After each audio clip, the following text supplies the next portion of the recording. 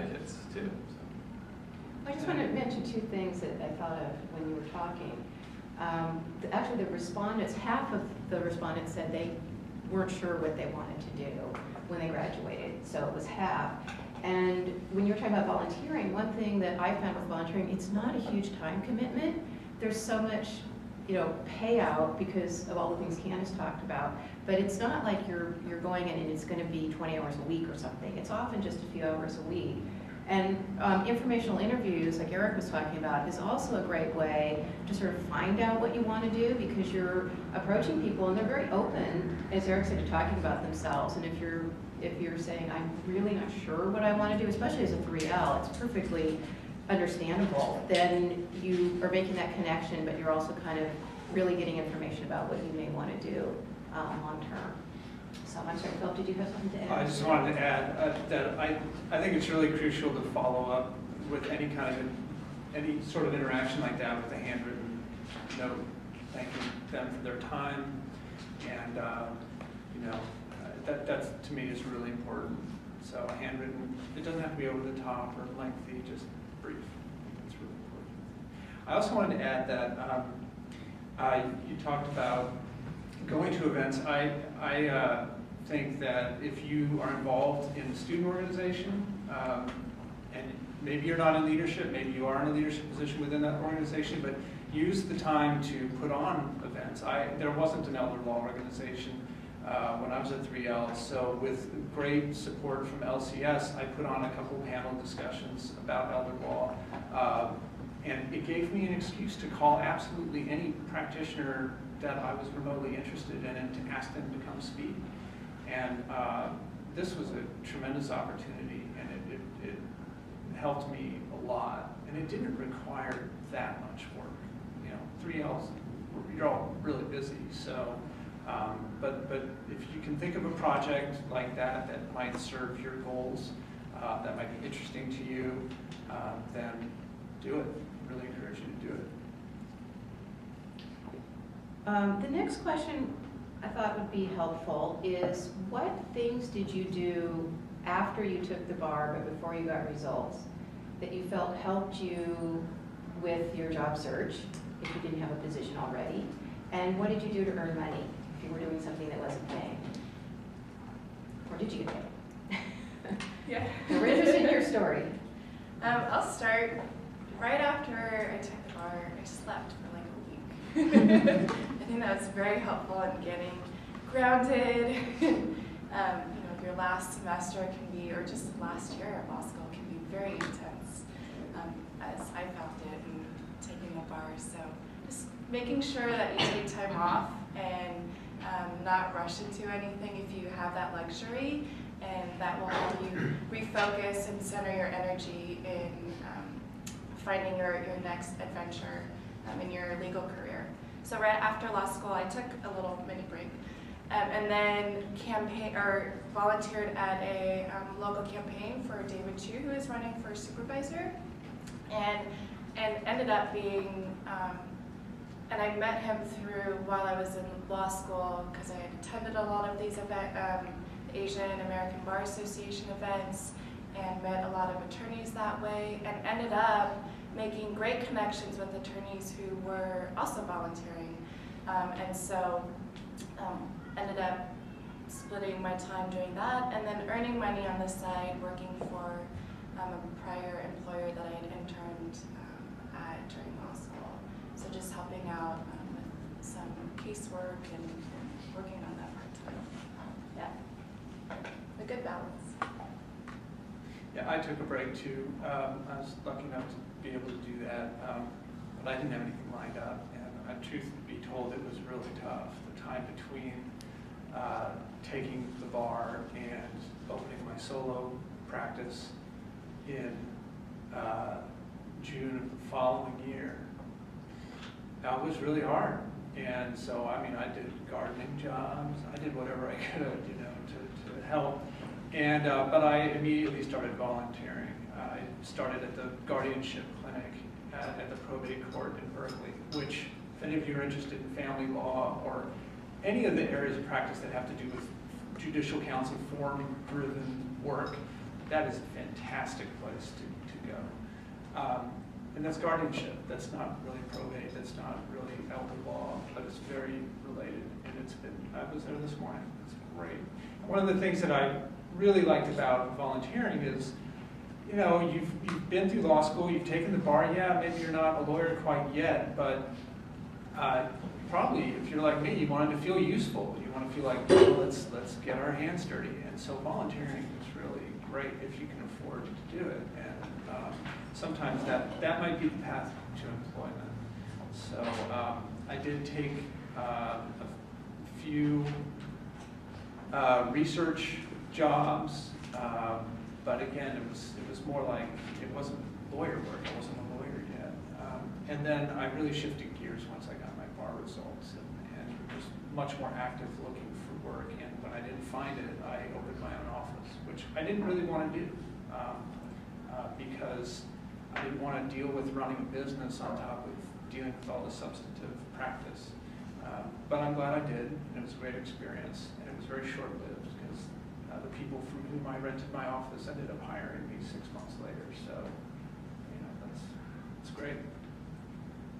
I worked as a graduate fellow in LCS, so I'm definitely an advocate for the fellowships and research positions that the school offers. It's definitely a way to stay connected and active, and you also sort of achieve some of the things you have to be doing with researching and connecting with people, and it sort of hits two birds with one stone, so to speak. The other thing was to go to tons of events, so I signed up for a lot of different organizations, and you know, in the evenings or afternoons or weekends, I just go to events and meet people, and you know, the more you're out there, the higher percentage that somebody out there you run into is going to have a position waiting. So I think I didn't take really any time off. I just jumped right back into it, and I think it's just a mentality thing. The other thing I did was opt for taking out a larger bar loan than I probably felt comfortable with initially. And the reason I did that is because I didn't want to feel that sort of pinch of desperation after taking the bar where you're like, oh my God, I gotta take whatever is out there because I'm broke, which, you know, you'd be close to broke potentially. And, but the bar loan really helped and provided sort of at least a month and a half of flexibility to really work on my own schedule and plan things out and approach it in the right way instead of finding something that is just a space filler while also looking for that career type job. And I think there are opportunities out there. It's just a matter of the timing and being able to be flexible with that timing, be flexible with your strategy. So bar loans, I'm not saying one way or another you should do it, but I think it can help in that sort of awkward period while you're waiting for results. I actually just want to add, if you don't mind. So I worked part-time after my little stint in the campaign office. I worked part-time for a small boutique law firm, but because public interest is my passion in my legal career, I was a volunteer in-house pro bono attorney at a local nonprofit agency here in San Francisco, and was there for about a year. And it was at a clinic, one of their clinics, that I had met one of my predecessors at OneJustice and made that random connection and knew that there was an opportunity opening up at OneJustice. Had talked to her, and then she then went back to her supervisor and said, hey, I met this person, Candace, who's interested, and just keep an eye out for her resume when it comes in. So you never know. So I think there are definitely various ways to approach looking for a job after you graduate, and like my colleagues have mentioned many times, you just never know when that really fortuitous connection will come about.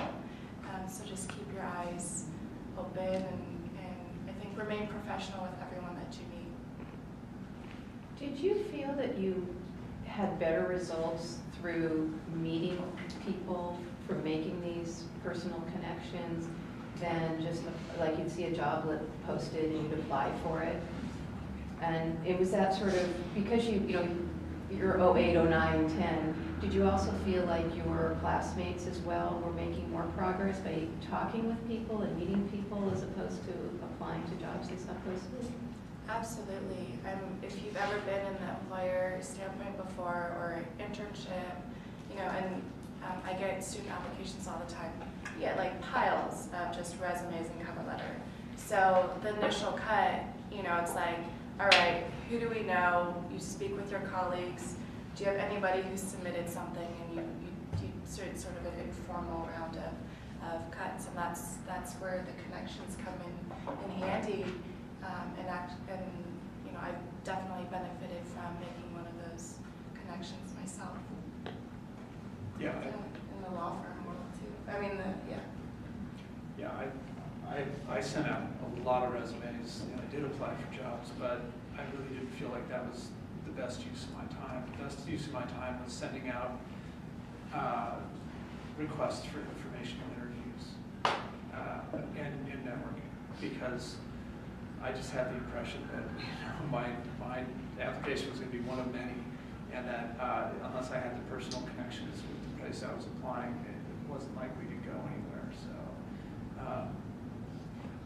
yeah, in a year, if this is any indication, in about a year of looking for work, from taking the bar to opening my own office, I got 2 interviews. That's it. And one of them was for a job I really didn't want. And the other one was for a job that I knew that the employer was looking for somebody more experienced, but they had no luck finding their person, so they actually did call me in. And so I was kind of set up to not get that job. So 2 interviews. That's tough. It's a tough time to get out of law school, but you know, I mean, in a relatively short time, what feels like a relatively short time now, you know, I have found a job and I'm moving along, but it is not easy. I think you probably know where I stand, but I think it's definitely about the connections. The 3 intellectual property internships I had while in school and this position were all through connections, that somebody either contacted me or I met somebody that said that you'd be perfect for this role, you have to apply. 2 of which, 2 internships, sending in the resume was just a formality. I was basically hired before they even saw what I was doing. So, I mean, it's just really about who's referring you and what they're saying, and sometimes you can control that. So I definitely advocate for trying to get those people on your side and get them to say what you want them to say. You know, that this person's professional, that this person really likes what they say that they're interested in, such as intellectual property, that they work hard, and that's, you know, the image you always want to project in class, in public, everywhere. So. Well, along those lines of networking and informational interviews, I know this is hard to believe, but when I was a 3L, I was relatively shy. And I know some of the people here might be somewhat shy too, and have not feel that comfortable networking or calling or emailing somebody about informational interview. Is there any suggestions you could give about how to feel more comfortable doing that, and tips on how to do that effectively?